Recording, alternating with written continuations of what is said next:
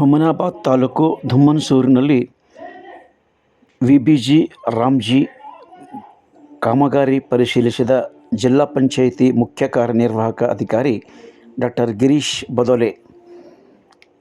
ಜಿಲ್ಲಾ ಪಂಚಾಯಿತಿ ಮುಖ್ಯ ಕಾರ್ಯನಿರ್ವಾಹಕ ಅಧಿಕಾರಿ ಡಾಕ್ಟರ್ ಗಿರೀಶ್ ಬದೋಲೆ ಅವರು ಗುರುವಾರ ಮಧ್ಯಾಹ್ನ ತಾಲೂಕಿನ ಧುಮ್ಮನಸೂರು ಗ್ರಾಮದ ಹೊರವಲಯದಲ್ಲಿ ನಡೆಯುತ್ತಿರುವ ವಿಬಿಜಿ ರಾಮ್ಜಿ ಕಾಮಗಾರಿಗಳನ್ನು